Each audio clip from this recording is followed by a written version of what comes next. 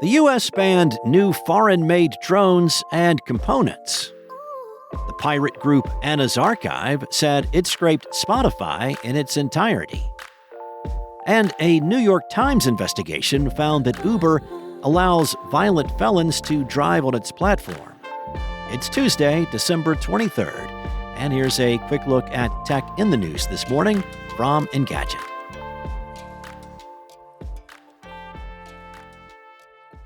The Federal Communications Commission has added foreign-made drones and their critical components to the agency's covered list, making them prohibited to import into the U.S.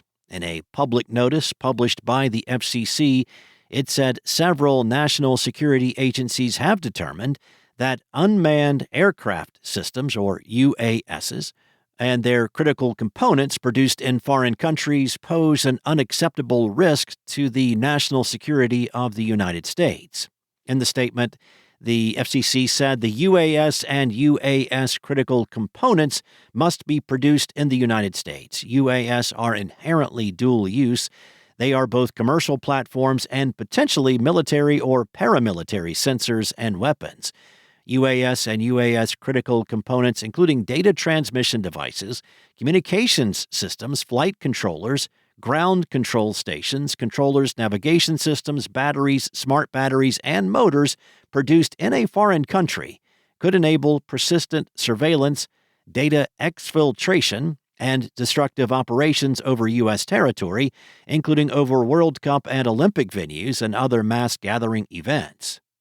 FCC Chair Brendan Carr clarified on social media that the ban does not affect old drones. People can continue using the devices they've already purchased, and retailers can keep selling models that have already been approved by the agency. Now, the new rule only applies to upcoming models. He also said that the Department of Defense and the Department of Homeland Security can allow specific new models, a certain class of drones or particular components to be sold in the U.S. The FCC did not name any manufacturers in particular, but one of the most well-known brands that will be affected by the ban is Chinese company DJI, which told Engadget that it was disappointed by the agency's decision.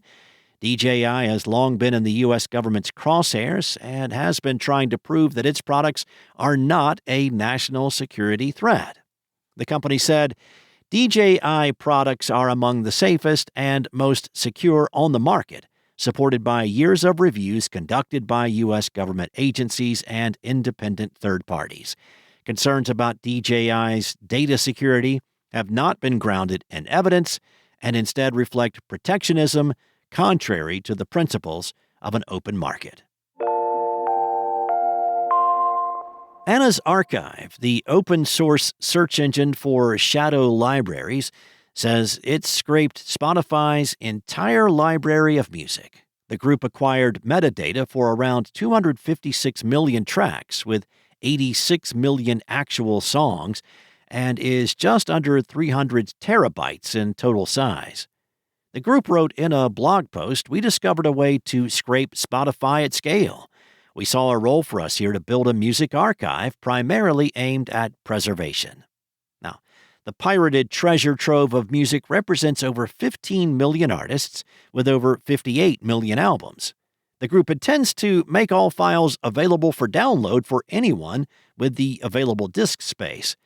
This Spotify scrape is our humble attempt to start such a preservation archive for music, Anna's Archive said. The 86 million songs that the group has archived so far represent about 99.6% of listens on the platform. Now, this only represents about 37% of the total, and the group still has millions left to be archived. The open-source site is normally focused on text like books and papers, which it says offers the highest information density. The group says its goal of preserving humanity's knowledge and culture does not distinguish between media types.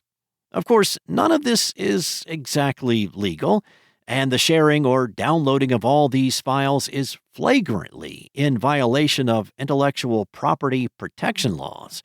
Anna's Archive contends that current collections of music, both physical and digital, are over-indexed to the most popular artists or composed of unnecessarily large file sizes due to collectors' focus on fidelity.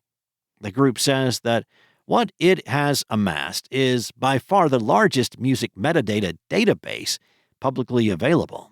The music files will be released in order of popularity in stages.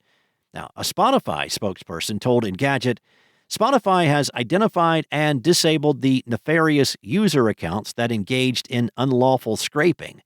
We've implemented new safeguards for these types of anti-copyright attacks and are actively monitoring for suspicious behavior. Since day one, we have stood with the artist community against piracy, and we are actively working with our industry partners to protect creators and defend their rights. An investigation by the New York Times into Uber's background checks and safety procedures for its drivers found a patchwork approach that opens the door for violent felons to drive for the ride-hailing platform. Uber outright rejects applicants convicted of murder, sexual assault, kidnapping, and terrorism. However, in 22 states, the Times found Uber can approve applicants convicted of many other offenses, including child abuse, assault, and stalking, if the convictions are at least 7 years old. The extensive investigation also found that in 35 states, these checks are based largely on where someone has lived in those 7 years, meaning convictions from other locations could be missed. In 2017, Massachusetts conducted an audit of ride-hailing drivers in the state and ended up banning more than 8,000 drivers, or about 11%, who were previously approved. Lyft, for its part, does not allow drivers with previous violent felony convictions regardless of how long ago the conviction was. In a document from 2015 reviewed by The Times, Uber executives discussed a strategy to shift the conversation about safety from background checks to less costly initiatives proven to reduce incidents. A 2018 email from Uber's then head of safety communications described the company's background check policy as a bare minimum. The Times compiled half a dozen examples of serious cases where Uber drivers with past violent convictions were later accused by passengers of sexual assault or rape. 2 of those cases resulted in criminal convictions. Between 2017 and 2022, Uber's U.S. operations received a report of sexual assault or sexual misconduct almost every 8 minutes. That's according to the company's own internal data.